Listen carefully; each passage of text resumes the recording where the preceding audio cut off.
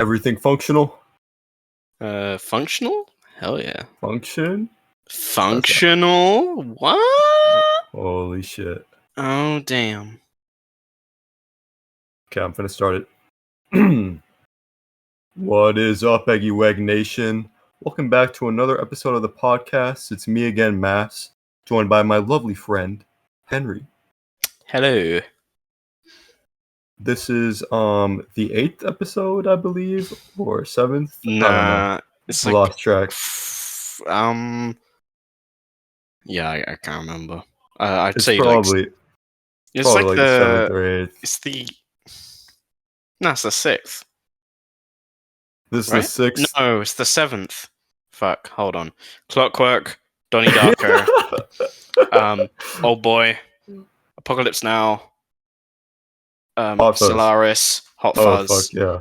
So it's So 7. is this the 7th? This is the 7th. Alright, there we go. Hell yeah. So this one, we're in for a little special episode today. We're discussing the greatest movie ever made. Hell yeah. Southland Tales from 2006, directed by Richard Kelly, creator of Donnie Darko, cult classic. No. Donnie Darko was directed by Richard Kelly. Southland Tales was directed by R. Kelly, as far as I'm concerned. That makes more sense. Yeah. Subtle distinction. Subtle important. difference, but means a lot. This is like I said, very interesting one. This movie also sort of has a bit of a cult status, like Donnie Darko. Not to the well, at this point, I think Donnie Darko is pretty universally liked among film nerds. But this movie is still very divisive. It's very infamous for its fucking rating curve on Letterboxd, where it's just it's like a flat line. Yeah, it's a fucking flat line. Everyone has every opinion of this film. Yeah, it's like at a solid 3.0 on the dot. And right. And that's why we thought it would make for a good discussion, because unlike every other film we've talked about before, where it's been like, oh, so good, fantastic, amazing. This is like actually probably the film that we have the most divided opinion on. Yeah. I think ever, which makes sense considering it's Southland Tales. Yeah. I actually like it, and Blem doesn't like it at all. No. Fucking hates it. So I think this will be interesting to talk about. So Southland Tales, I'm just going to get into the background of this movie first, because it kind of has a long history.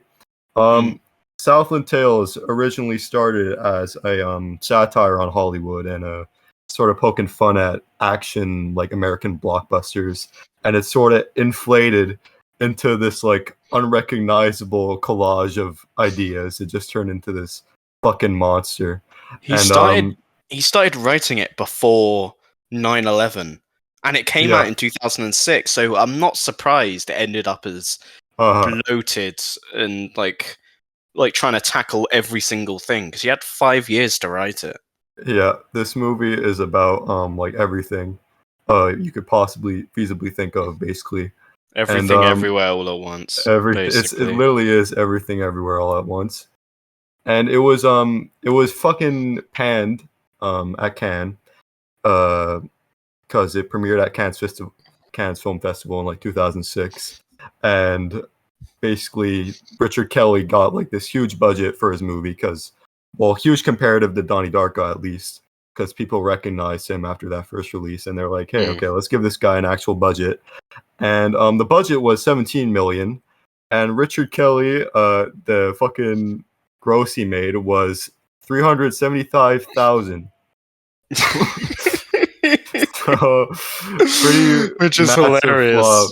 Yeah, pretty fucking horrible. So like horrible critical reception, and also no commercial success at all, because like, what the fuck? Like, Southland Tales is not a movie that was going to be commercially successful, I think, regardless. I'm glad it was made though. Even though I don't like it, I'm glad it was made.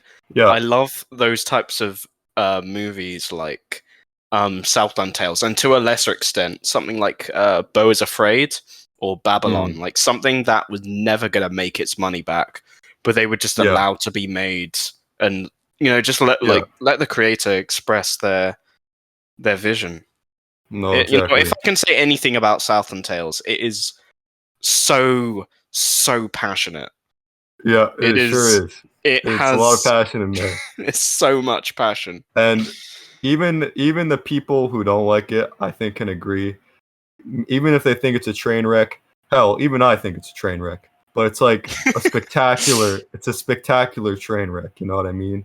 It's like, it is a spectacle in one way or another. And it's to me, in my opinion, it's one of the most entertaining films I've watched, both intentionally and unintentionally. And ironically and unironically, one of the fucking funniest movies I've ever seen. There's so much shit in it that I genuinely think is funny and interesting and well written.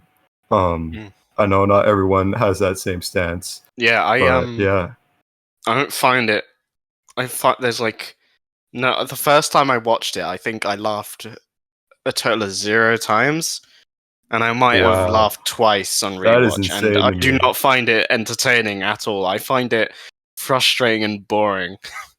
Wow. That's fucking crazy to me, because I had the opposite experience. I have a blast watching this movie. I was debating turning it off halfway through. Honestly, if I'm being honest. Yeah. And then there was one bit that picked it back up for me, and I was like, I guess we'll explain later. But yeah, I mean, this movie, I understand why you feel that way though, because this movie is fucking overwhelming, and some people would argue that's overwhelming, not in a good way.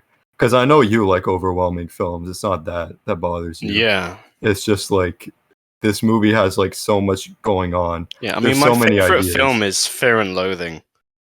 Yeah, and that also kind of has everything in the kitchen sink thrown into it. It doesn't hold your hand at all.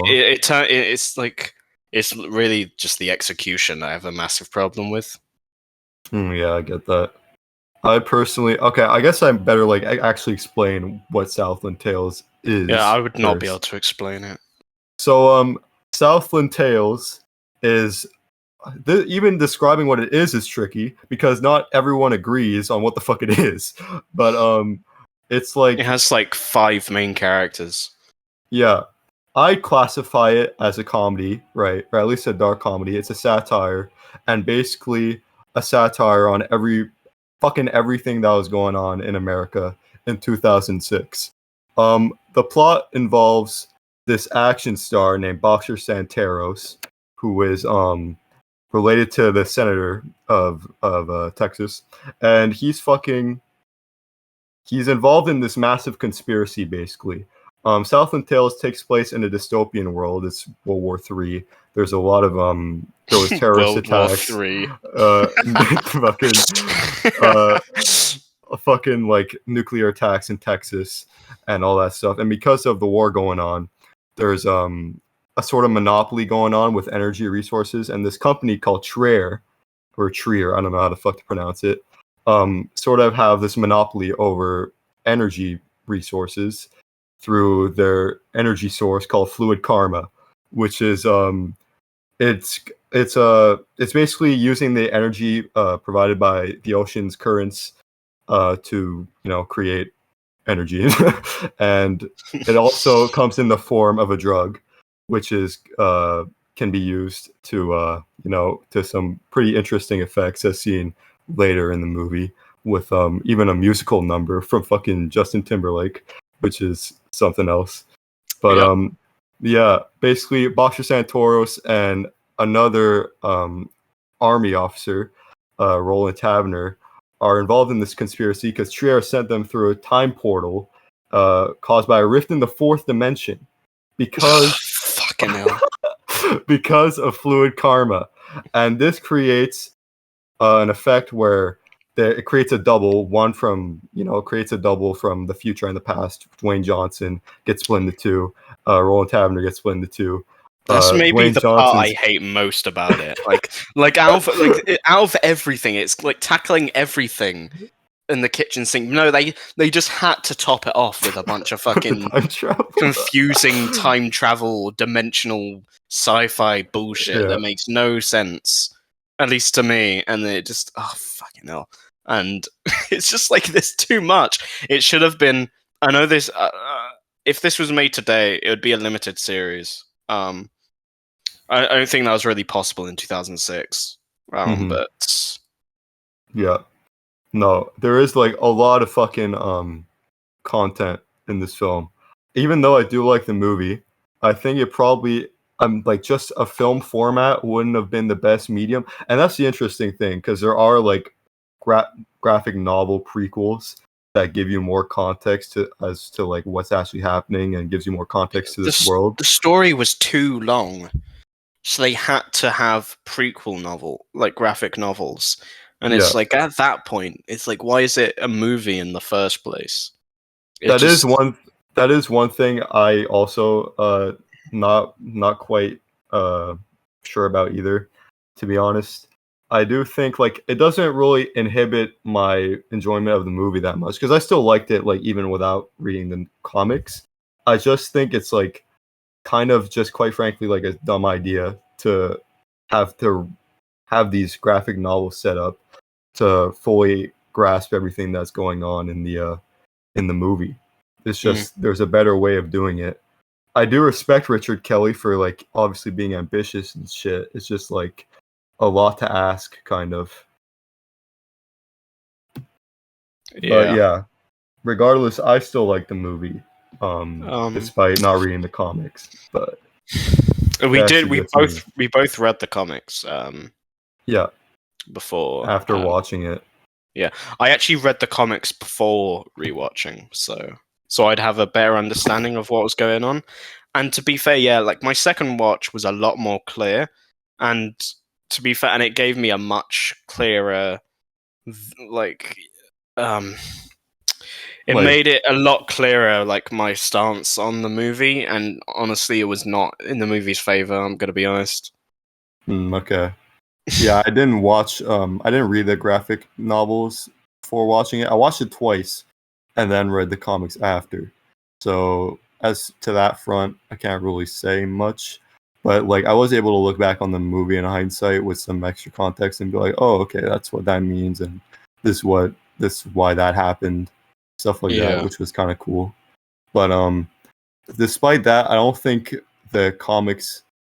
Let's just say this: if you watch Southland Tales, the movie, without reading the comics and you didn't like it, the comics aren't going to change your perspective. Most likely, you're probably still not going to like it. It makes it make more sense. But it's not. If you weren't rocking with it already, then it's not going to help. Yeah. Much. Yeah. So I want to go through my experience with this film quickly. At least on my rewatch. First watch, I had no idea what was going on. I was kind of intrigued, but also like I didn't know what to think. And I was also thinking, this is kind of shit. And but it was like intriguing me, especially towards the end. I was like, okay, I don't really know what to think of this. I'm gonna have to rewatch it. And then after reading the comics and rewatching it, on my rewatch, it became so clear what didn't click for me with this movie. The first 80 minutes, in my opinion, I know I know you're gonna massively disagree, Mass. I think the first like 80 minutes of the film is like so unbelievably embarrassing in terms of just how boring and frustrating it is. How like it's like 80 minutes. It's 80 minutes of setup, and I find none of it interesting because it can't just latch onto a single thing to focus on.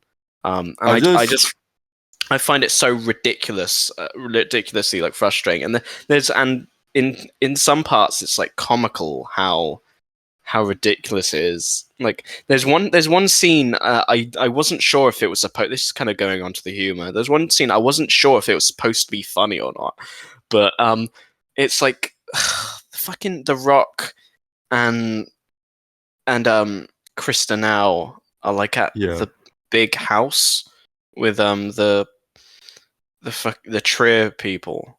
Yeah. The guy, fucking I forgot his name. The guy who plays Rex in Toy Story is there, and they do like 3 big reveals like all in a row, and every time there's like a pause and a lightning strike. I thought that was died laughing at that. I thought that was clearly supposed to be comedic. I don't think that was supposed to be a serious scene.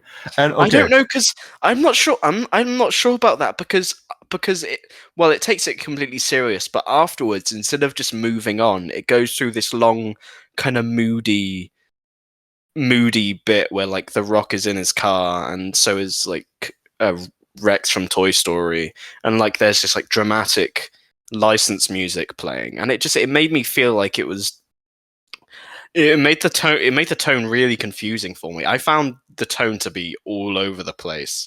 Honestly, especially in the first. It was better in the last third. A lot better in the last third. I found it to be all over the place in the first 80 minutes. Like if there were a lot of it where I just couldn't tell what I was supposed to take seriously, especially with all the acting felt really, really like understated and kind of bad in my opinion, except for Rex from Toy Story, who was like actually doing. I felt like he did like a pretty good like his performance. But it felt at the same time it felt so at odds with what the movie was. I felt the movie was trying to do. It was so weird. It's like if everyone was like him, I feel like I'd be more into it. But I'm not sure. So first 80 minutes I thought was pretty dreadful. I was honestly thinking of shutting off the film and giving it a 1 out of 10. I was so so frustrated, and then Justin Timberlake shows up, and I was like, oh, hang on, and that fucking music video part where he takes the drug and he like hallucinates himself along, and he's like, it's like a music video, and there's a bunch of Marilyn Monroe lookalikes all dancing. And it was like a breath of fresh air. Honestly, it was like this. It was the one scene in the film for me that felt like it was just focusing. It's easily my favorite. It's the only scene in the film I like, if I'm being honest. And it's the only scene in the film that just focuses on one thing. It has a clear goal, and it has like some. It's really clear tonally, and it was also creative with like the hallucinations and the Marilyn Monroe lookalikes. And I love the detail of how. I actually like Justin Timberlake's performance as well. He's not amazing, especially in the voiceover, but like compared to everyone else, I like him. And I love the detail of as the song is like fading, everything starts to slow down, and you just see this like dread go over his face. I love that detail. I love that. And then afterwards, I thought it was really boring again, with all the shit with The Rock and I forgot, what was the guy called who was the cop? This is the cop. No, the guy he's at the he finds The Rock. He finds Boxer Centauros. Fortunio. Fortunio with him, and it was like, I don't care about him. I don't. Yeah. And it was like him changing size. It was like I don't care about that. It felt like just another thing to like put in the stew. And then I found that part really boring and frustrating. Well, not as much as the first 8 minutes. I didn't really find it frustrating, just boring. And I was like, okay, I'm really checked out of this. Last third, I didn't really care what was going on. I didn't care what was going on at all. I just completely stopped caring about the story at all. And there was a bunch of dumb stuff happening as well. But in terms of the pacing and the music, and just the scale, I thought was pretty appropriate. Like, especially considering, it's like 17 million. That's like a lot, but it's not like a blockbuster amount. And they did a pretty good job at creating a pretty large scale for making it feel like a large scale for that final third of the film, and I thought a lot of the music was pretty appropriate. There are some bits where I thought it was a bit weird. It's weird how they play the song "Tender" by Blur in the credits. I thought that was really weird. I like that. I thought it was weird, maybe because I associate it with that scene in the middle of After Sun, but I don't know, and yeah, I don't know. I guess yeah, those are my thoughts. I liked. I was more into the last third in terms of being more more like I don't know. I was watching the film without like trying not to fucking like nod off. Yeah. Okay, that's interesting that you found it boring to me, because I found it like kind of like impossible to be bored watching this. I felt like there was so much stuff going on, and also like a lot of ideas being just flown at the viewer, that I just kind of found it interesting to take in, even if not all the ideas that was were the part fleshed out. Found frustrating. Yeah, I get that. As for like the first 80 minutes, okay, just a thing about the movie in general. I feel like a lot of your enjoyment of this film is going to come down to whether or not what you believe Richard Kelly's intent is with the film. If you think the movie is trying to be dramatic or serious, or if you're unsure, which again I get, because like sometimes I'll admit it's kind of hard to discern whether or not the scenes are serious or not. But if you believe that some scenes are serious, when in my opinion they're supposed to be comedic, then a lot of it's going to fall apart, because the dramatic aspects just aren't going to be fucking working at all, obviously. Like that part you were talking about the reveals and the thunderclaps. I thought though, and the twist with like fucking that one side character who like shows up once in the comics having like the baby, I thought that was supposed to be funny. But and that's just my interpretation. It came across to me as being as just I genuinely couldn't tell, and like that, the whole bit with like the really serious licensed music and the moody kind of atmosphere afterwards, like really made that kind of convinced me. Yeah, that was supposed to be serious, and now I'm really not sure. Yeah, that like the comedic interpretation, like that's my interpretation of the film. I don't blame anyone for thinking anything else, really. It's just I feel as though Southland Tales to me is pretty clearly supposed to be a satirical comedy.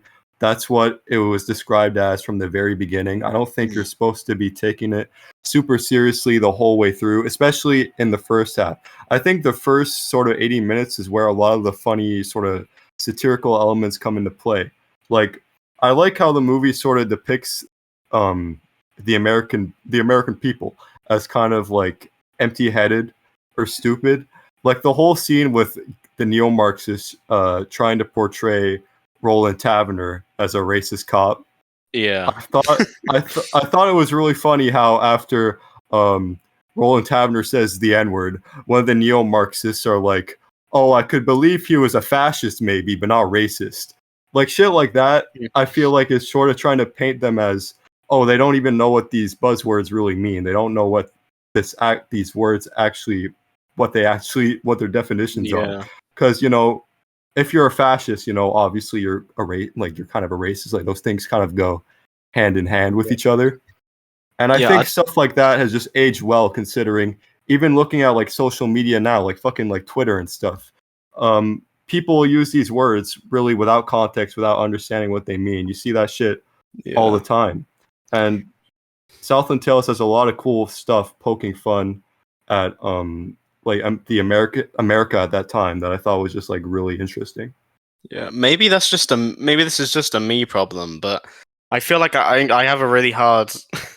I guess there are parts where like I get what the joke is, but I have a hard time, I guess, finding it actually very funny. To be honest, it feels like a lot of it to me seems like funny on paper, but in execution, I just find it confusing. And because at the same time they're trying to and again, this is definitely a me thing, but because at the same time they're trying to set up a billion different things, it feels so confused, like in the mix. Yeah, and I was gonna say something. What the fuck?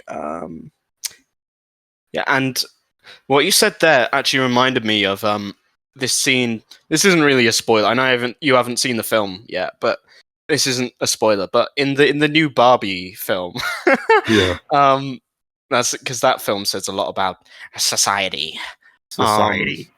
And there's this one scene where Barbie is in the real world, and Margot Robbie goes up to what she thinks is her like owner in the real world, like the owner of like the toy, and it's like this girl. She's like a middle school aged girl, and then the middle school age girl, like Barbie's like, "Oh hi, it's Barbie. I'm your best friend," and the little girl just like calls her a fascist.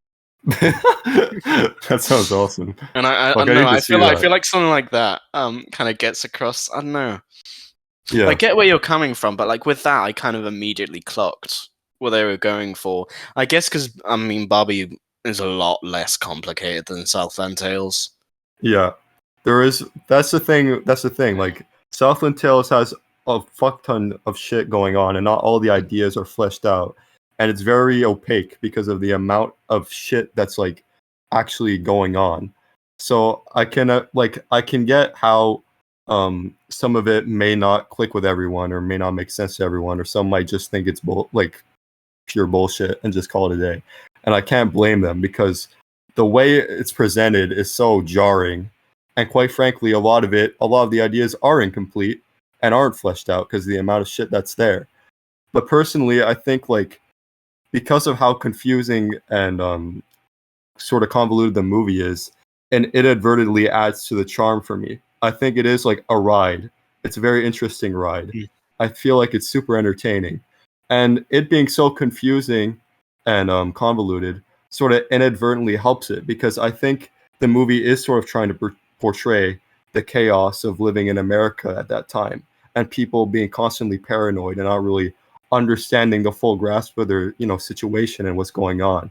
And I just thought having this like totally like absurd, like fucking stupid comedic exaggerations like throughout the whole film was just like a very interesting way to portray that. Even though it doesn't 100% work all the time, I think it's still like a very creative approach. All right, so yeah, the acting in this film, it doesn't really do much for me. Especially, and this is going to be something I'm going to bring up a lot, but especially comparing this in my head to Donnie Darko, which it was directed and written by the same guy. It just felt like there's a lot of subtlety in like the Donnie Darko performances, and I feel like that, and a lot of it doesn't really get much credit. But it feels like in Southland Tales, it feels like a lot of the performances just seem like very bland. In my opinion, it feels like they're not going for it. Like considering how ridiculous the movie is, if it is, let's say, it's just a pure, well, not pure, but like a mostly like a dark comedy. I feel like the actors aren't going for it. I can't tell through their performances for the most part.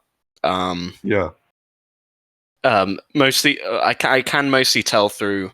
There's the part with the two people wearing like the prosthetic like noses and shit when they're like arguing about they're like doing the fake like argument. That part, okay, that kind of got me. I thought that was kind of funny. I like that. I like that too. Like I kind of got it through that, and also through I'm gonna learn his name actually. Fuck it.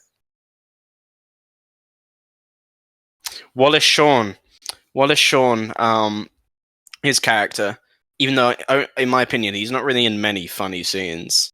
I really think he should have been. He's great. He should have. Yeah. They really underutilized him. I feel like basically everything in the film is underutilized. There's a part when, there's a part in the last third where fucking what's he called? Roland. Roland is like stuck in a car with that the guy with that other guy for like an hour straight. It's really because the pacing is so over the place. They have to go over like so many things in the film. But particularly, I think The Rock is like particularly really bad in this. Yeah. In certain scenes, he's like not the best, but there are some parts, like specifically, oh my god, when the cop comes and shoots those two that are like arguing, doing the fake argument. The Rock he's like trying to act like nervous, and he's like, it's so twiddling the thumbs. bad, like doing his little thumb twiddles. It's like it's the least convincing thing ever. When I first watched the film, I thought it was The Rock. I thought it was his character acting, or like some weird kind of, I don't know. It's I think it's really it's fucking embarrassing bad, in my opinion. No, like I get that. And I don't mind Justin Timberlake. I think he fits his role quite well. I think, yeah. Again, his that scene with him is like easily, it's like the only scene I really like, just because of how concentrated it is, and I think he does a good job. Yeah. So, yeah, I think The Rock, his case is very interesting, to say the least. I think the scenes where, I think the comedic scenes that he's in, I think he does like a fine job. Intentionally or unintentionally, again, some people could debate it, but I think the parts where he's doing a more comedic performance are good. Now, as for the dramatic elements, I agree. His performance can be a little bit hammed up or a bit much. Even I'm not too sure about the twiddling thumbs thing. Again, a lot of the things people have problems with when it comes to this movie, I sort of don't mind as much, because there's like a base for me. Like there's a solid base of things I genuinely enjoy. So like shit like the thumb twiddling and all that bullshit, I mean, like, yeah, you could argue that it sucks, sure. But me personally, I found that it kind of added on more shit to the already mountainous pile of stuff. Some stuff, like a good chunk of shit that I enjoy. So really, like, the bad elements didn't like ruin the movie for me. But I imagine someone like you who like didn't like anything the movie had to fucking offer, or mostly it just makes it more frustrating. It just makes it more frustrating, yeah. But for me personally, it just like kind of like added to the fun. I was like, sure, okay, fuck it. Twiddle your thumbs, man. I don't fucking care. I feel like I'd only enjoy Southland Tales if I were to watch it with you. Oh, like, I'm never watching it. I'm never watching it by myself ever again. I'm not putting myself through that. Get Elvis in there too. Yeah. Yeah. The Okay, just going quickly to something I'm more neutral on. The music. I think it's alright. I very much like the music. I think it's. I don't remember any of it. I'm never gonna like go back and listen to it. I think it's alright. Obviously, it's not nearly as good as Donnie Darko's soundtrack, which I think is fantastic. But yeah, I don't know. I don't really have with the actual sound, like the original soundtrack. I don't really have complaints. It's like, yeah, it's alright. It has some nice atmosphere. Yeah. I like the ambient soundtrack. I think I have a problem with some of the.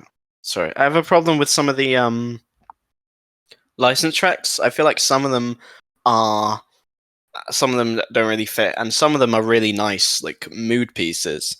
But at the same time, I feel like they kind of lift up like scenes that otherwise would have absolutely no dramatic weight otherwise. But because you've got this like awesome music made by someone else, there's just an inherent mood to it.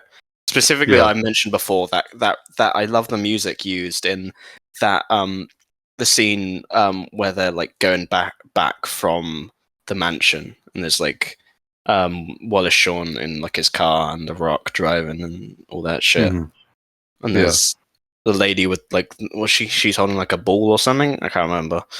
I really love that piece of music, but at the same time, it feels like it's holding up like nothing. And like, you said you didn't. It's like it's not enhancing the scene. It is the scene. It just goes hard.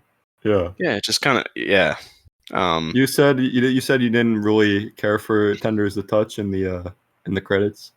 No, not really. I found Okay. it's really really weirdly used in the film as well. It shows up and then like 30 seconds, it's gone. And it's like just during like an outside scene where like they're pulling like I think they're pulling like an ATM machine. Yeah, from they're fucking pulling the ATM. It's so much in this movie. They're pulling an ATM machine away from a building with a car, and it just plays there. It's really weird. I don't think it fits. I do kind of like, even though it is a bit weird, and this might be partly ironic enjoyment, but I like the song that plays when at the end when like The Rock is like dancing and there's the guy like floating on top of the fucking ice cream trucks. Of course that happens in this movie. I love the song that's like I actually can't remember how it goes in my head, but when I'm thinking of it, all I can think of is that like ha like sound effect. Yeah. Oh yeah. It's kind of ironic. I kind of ironically like that, but and like both ironically and unironically, it's I don't know, it's fucking weird. I thought the use of "Tender Is the Touch," especially in like the credits. The song's just called "Tender." Oh, it's just called "Tender." Yeah. Yeah. I thought that like pretty much like made sense in the context of the ending for me. Like, okay, one thing I really like about this movie is that even though it's like super convoluted and like it's fucking irony poison, like there's so much bullshit like absurdist humor going on, at like its core, there's like this genuinely grounded like emotional story about Roland Taverner having to overcome his guilt for like scarring Abilene in the war and sort of forgiving yourself, like literally forgiving yourself. Yeah, that's the thing. I got none of that because it's barely explored. I didn't even realize that was a subplot when I first watched it. It took me reading the comics and rewatching it to realize that was even a thing in that the movie was trying to get across. And it's like, I get that. Ugh. Yeah, I get that. I really like that subplot. I wish it was actually like done properly. Yeah. I also do feel like as though like maybe this is just me reading too deep into it, but I still like this interpretation of the forgiving yourself, not just being in like the literal limits of the plot, but also like this grander thing. Like we need to forgive ourselves for the state. Well, back then, for the state of America at that time, and like move forward and hope for this, like better world. I thought that was like a really cool interpretation of it that I just thought it was sick. And I think "Tender Is the Touch" was like a fitting closing for that, given like the context. So this is kind of a weird thing to talk about because like cinematography and stuff, because I don't feel like there's much to talk about. I don't really like the cinematography. I don't think it's anything special. It's not inherently bad, but like I don't think any of it looks particularly good. There are some shots with like really dodgy VFX, although I know the Cannes cut, which we watched, some of the VFX is unfinished. So I guess I'll give that the benefit of the doubt. Like when he's floating on top of his like ice cream, when the guy's floating on top of the ice cream truck, that looks really dodgy. But like, from what I've heard, the Cannes cut, the VFX is like unfinished because like they sent it to Cannes and not expecting it to get through. But then the people judging stuff to get into Cannes, they loved it. And so Richard Kelly was just like, oh shit, we can actually get this at Cannes, and they like scrambled to like kind of finish it in time. And then everyone hated it. There's one thing, like I don't like I fucking like the movie. and even I find it like hard to believe that the judges at Cannes like genuinely like liked Yeah, it. I think they just put it in the festival because they knew it would get like a bad reaction and it would maybe. like garner a lot of traction or like controversy or something. I don't know. Maybe But they the they fact that it even saw got that rough nominated cut. is so weird. Maybe they saw that thing is they put it in competition for the Palme d'Or. Yeah, that's Um, wild. which Jesus Christ. I don't know what actually won that year. Um, I don't know either. Palme d'Or 2006. The Wind That Shakes the Barley. Is that Cillian Murphy? Wow. Um, Nice. cool. I think that it. Yep. Oh, nice. Good job, Cillian. Yeah. I don't know if it's Cillian or Cillian. I have no idea. I've heard it said both ways. Same. But yeah. Yeah, in terms of cinematography, we went really off track. Cinematography I don't find interesting at all. It's a lot more interesting in Donnie Darko. There are like shots from that film that are like seared into my brain. But in Southland Tales, like, nah, it's not really like maybe I'd say the Justin Timberlake music video part, I guess. But like, yeah, everything else, it does not do anything for me at all, if I'm being honest. I'm not crazy about the cinematography either. I think it's fine. I think even the people who are huge fans of this movie can admit that's like it's not the main appeal of it. Like I think from a filmmaking and like just like from a cinematography perspective, it's a pretty big step down from Donnie Darko, which is like weird because like I'm pretty sure both movies have the same like cinematographer. Yeah, that's what I was gonna get into. Same director, same cinematographer, but it feels in terms of filmmaking and like cinematography and editing, which we'll get to. It feels like such a huge like step down from Donnie Darko, which I find really weird. Yeah, I find it weird too, especially since like the actual content of the movie is like so insane that the cinematography is so like restraint. It's like very restrained and like bare and like stripped back. I think the movie would have benefited from some more creativity going on with the shots. Like Donnie Darko had a lot of that. Like even fucking cool stuff like the fucking slow-mo 360 when the kids are getting off the bus and fucking Yeah, I Donnie love Darko. that. Yeah, I there love was that. like It's like there's a scene there in wasn't much of that Southland here. Tales that it kind of felt like it was trying to replicate it with like the music and like the long shot, like when you're first first introduced to the inside of the Mega Zeppelin. Oh yeah, I forgot about Which that part. and I actually like that. I actually like that they use a long shot to introduce you to the Mega Zeppelin. Although it does honestly feel like a way worse version of the introduction to the school in Donnie Darko.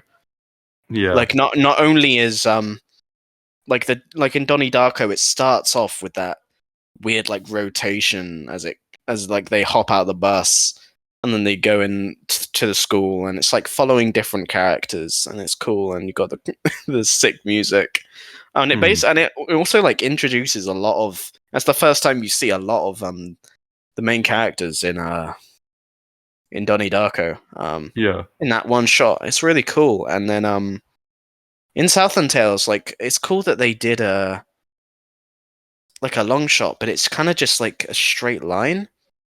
Yeah. They kind of just No, go it's not through nearly it. as dynamic. They swap from the Rock to the other lady at one like halfway through, but that's it. It kind of just goes through. Yeah, it's not nearly as like expressive. Yeah, no, I actually agree. I think a lot of the cinematography wasn't nearly as creative as it could have been. I think it was pretty underwhelming. Even like fucking like color, I even think like the color grading could be way better. Like I saw like a fan edit of this movie. Yeah, I Like agree.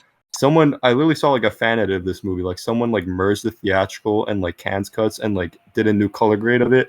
And like it honestly looked better if I'm being real. Like the fan edited, yeah. I found it in like the fucking like letterbox comment section just scrolling. And it was pretty interesting. But yeah, that's the thing. Like, I feel like this movie really could have been elevated by some more creative shots. and like, you know, technical choices. But yeah. Yeah. Editing. I don't think the editing is particularly good. If I'm being honest, it's not like one of those films where it's like noticeably horrendous. I don't think it's bad, but like yeah, just the way everything is like stitched together just feels very messy. Like it doesn't really feel very like thought through, in my opinion. Except for the fact that, like, I guess the last third is like edited like to be pretty like climactic. Even though it does feel like for a lot of it, not much is really happening. Yeah. And it's kind of a lot of people standing around. And also, I don't know, this is going to sound really minor, but like, you know, I I want to give the film credit when it's due. Yeah. I like, you know, it's a good choice putting the whole Justin Timberlake scene in the middle of the movie. That's just like a good, it's just a good place to put it. No, I agree. I think it was a good To like good decision. kind of split it up as well. Yeah, for sure. Yeah. I remember there was one part where there was one really weird edit where, like, the first time you see Roland in the film, the voiceover is talking about Boxer Centaurus, and it's kind of weird. I thought that's like a really obvious thing that should have been changed, but yeah. Other than that, I don't know. It's like not a huge fan. I don't think the editing is anything crazy either. Like, from a technical aspect, this movie is very much like it gets the job done sort of thing. Like, I don't think it's like exceptional in any real way. There's a few shots I kind of like. Like, it's not ugly. I'll say that, except for like I don't the think shots so of him on the ice cream truck, which again probably look better in the theatrical cut. Although I haven't seen it, so I'm not sure. It's not like an ugly film. Yeah, no, it's I don't just, think so either. It looks kind of boring, in my opinion. Yeah. Could have had some. I will say there is some like cool attention to detail in a lot of shots.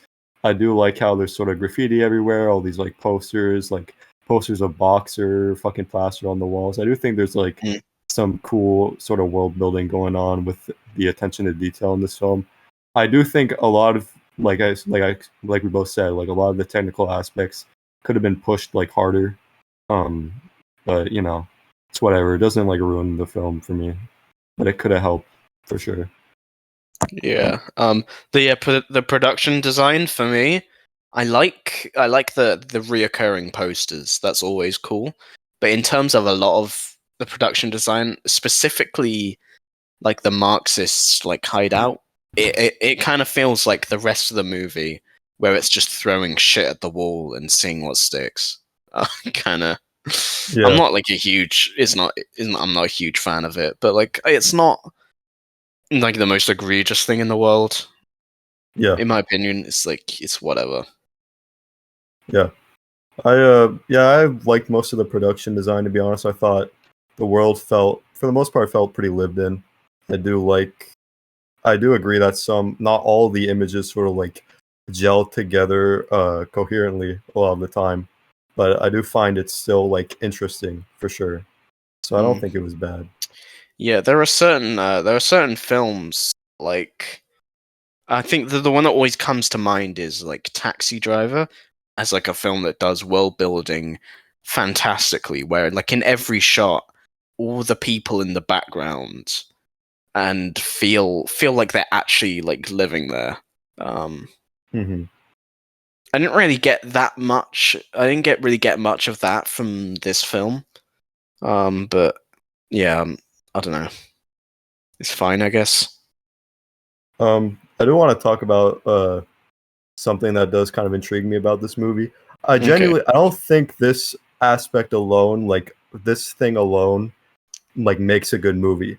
But I do think it's interesting how Southland Tales like genuinely predicted a lot of things, or at least like it had pretty good insight into like genuine world issues that were happening at that time. I think it's actually a film that's aged like pretty well, all things considered. I think it only gets like more and more relevant with each passing year. And like I said, I don't think like prescience alone like makes a good movie, but like coupled with all the other shit, I do think it makes the movie like a lot more impactful. I think one thing that sort of nailed is like the merging of celebrity and politics. And again, this whole idea of like people not really knowing what they're talking about. Like Krista now, when you think about it, is basically what the Kardashians are. Like she has her own platform on TV discussing these like world issues that she knows like jack shit about. Like one of the lines of the movie is her something like, I won't do anal because it like condones violence or something, like some stupid shit like that. And that I found that really funny. Yeah, and I like how she has like her own brands of energy drinks and stuff, stupid shit like that. In the scene where like with the thunderclaps and the pregnancy reveal, the fucking senator just saying her dumbass slogan like "teen horniness is not a crime." I thought that was fucking hilarious. Oh my god, there's one I forgot what the exact line is, but okay, we're definitely going to talk about how quotable this film is. In a second. That in that teen horniness is not a crime song. And of course this is another thing of like throwing everything at the wall. There's a reference to like Columbine in that song. It's so it's so weird. It's a kind of I don't know. It's so weird. Again, I think it doesn't really bother me because I don't think the song is supposed to be kind of like fucking stupid and like cringe and like not good. So yeah, I didn't mind that. I thought it was fucking funny. Also, like pretty underrated character. I think Senator Bobby Frost, like the character, like the actor who plays Donnie Darko's dad. I thought he was like pretty consistently funny in this. Maybe it's just because like anything he did. I just think maybe it's just like I find him like inherently funny, but the whole thing with like him fucking repeating the quotable, and also like earlier in the movie where he gets out, he's in the elevator and he's like, "Do these glasses make me look stupid?" And then he comes out the elevator and he looks like the goofiest like motherfucker imaginable. Like it's not deep or anything, but shit like that. Yeah, I just found it like really funny. I don't know.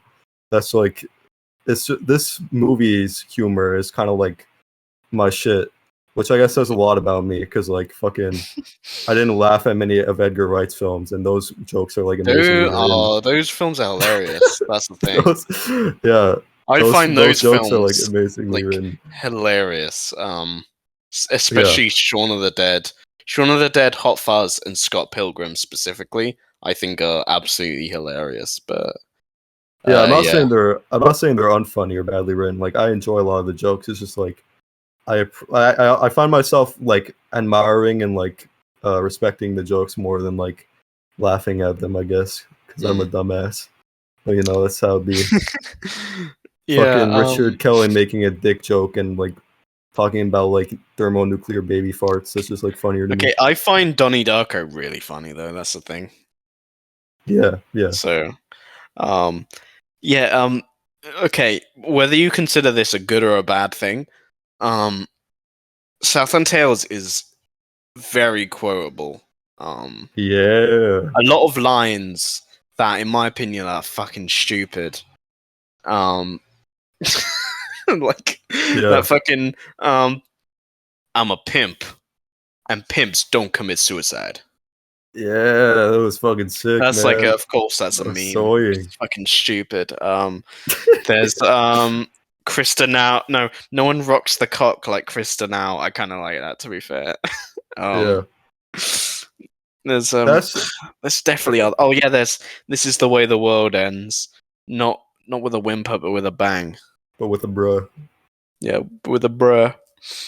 That's the thing. Like I don't think fucking Richard Kelly was like in the studio writing this thinking like, oh yeah, this shit is super fucking deep, dude. This will get him. I just think they're supposed to be dumbass funny jokes. And I think for the most part they work well, especially given the context that most of the jokes are made to be poking fun at the groups of people that are, you know, delivering these lines.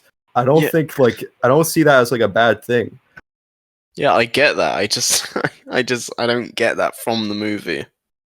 I guess that's fair.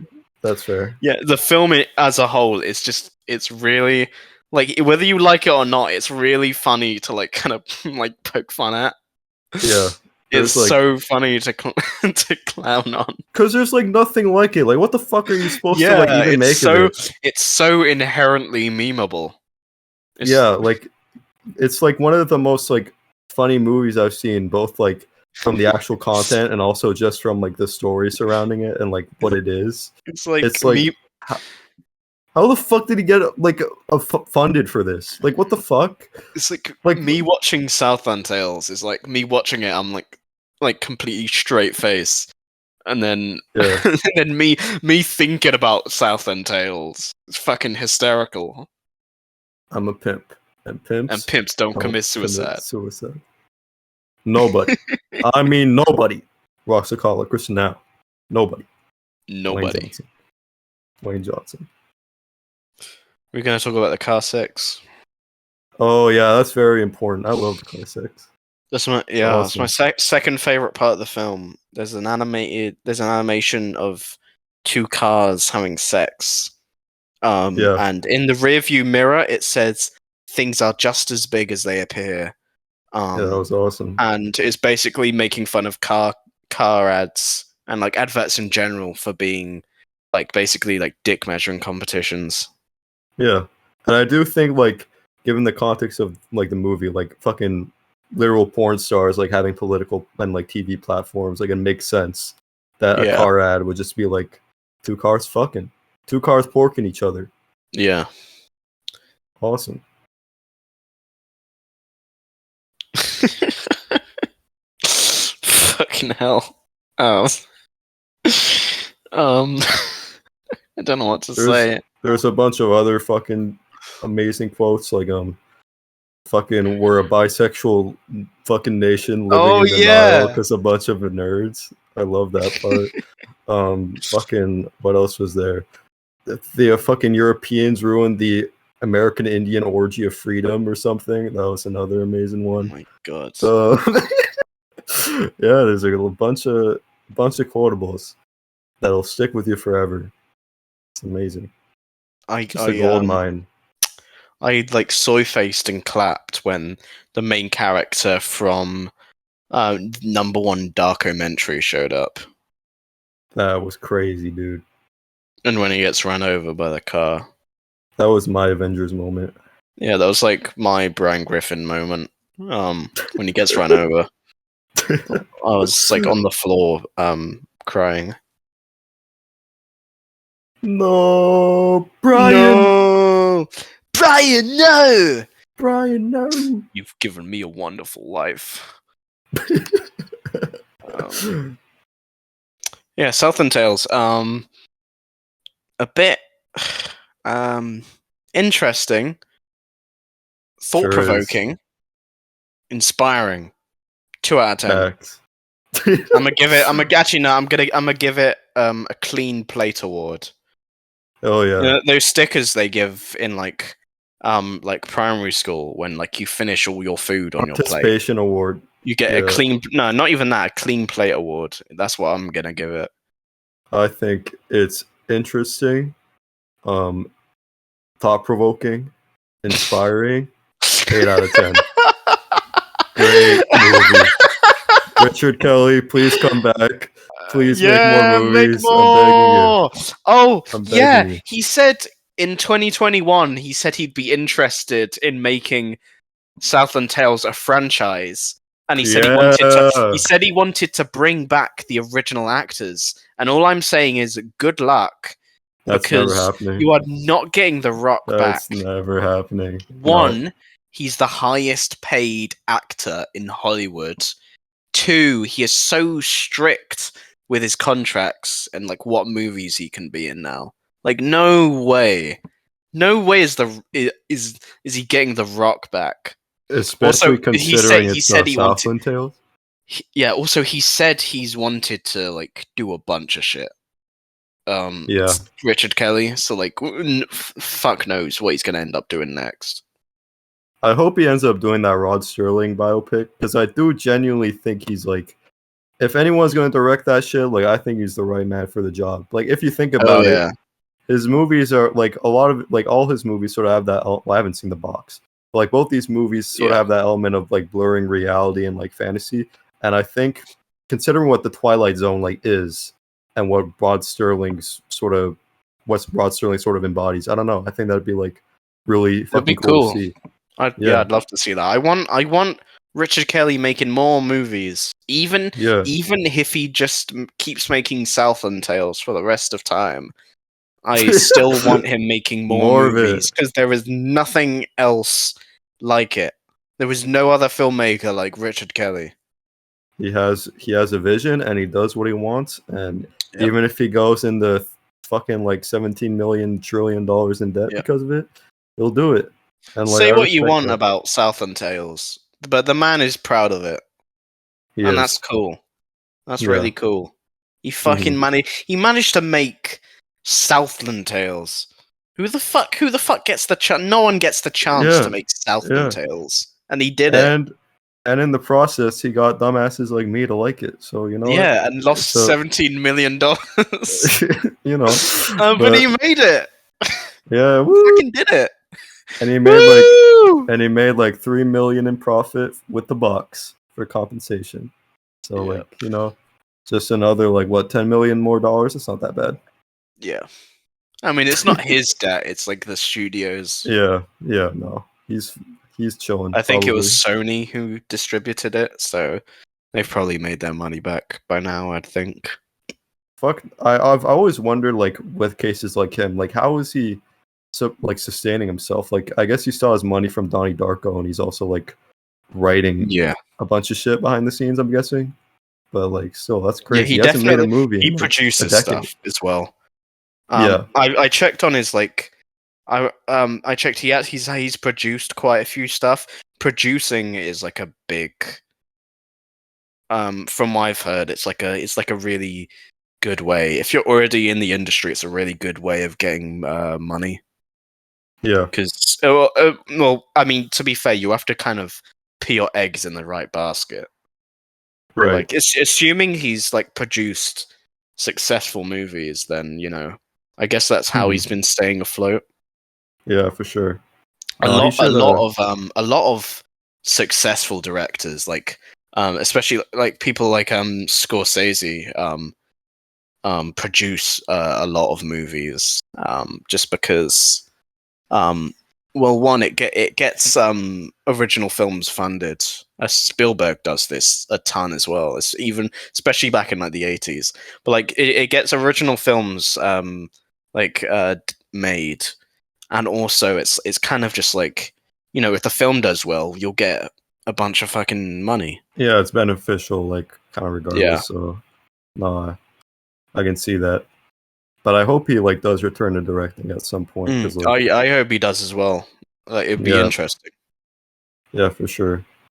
I want him to prove himself more, because he only got to make like 3 films, and like so many people think he's just like a hacker or like a washed up fraud, and I don't believe that. I think he's like genuinely, like, I think he's genuinely brilliant. Like, he has fucking crazy ideas, and he's like a fucking like mad scientist of a director, and I hope he like gets to have an opportunity to make something again. I want him to make something else. But I also think he should have a. He should. Someone to tell. He needs someone to tell him no. Back. Yeah. He's like an overexcited kid. With Donnie Darko as well. The original cut of Donnie Darko is about as long as the canned cut of Southland Tales. Oh, really? Yeah, like 2 hours and 40 minutes, like ridiculous. And the theatrical cut ended up being like 1 hour 50. Wait, is the director's cut not like the full cut of Donnie Darko? Like, there was supposed to be more? That's what I'm insane. No, the can cut is we literally talked about this in the Donnie Darko episode. Oh fuck. The original cut that was shown at Cannes was like 2 hours and 40 minutes. So there's like, how long's the director's cut? Like 2 hour 20? Yeah, it's like 2 hours 13 minutes. Yeah, so there's a whole half an hour more of Donnie Darko that. Where is that cut? I'm trying we to haven't see that. seen. Yeah, exactly. Richard, where the fuck is it? Where is it? More Smurf. Morris Come Smith. on, R. Kelly, give it to us.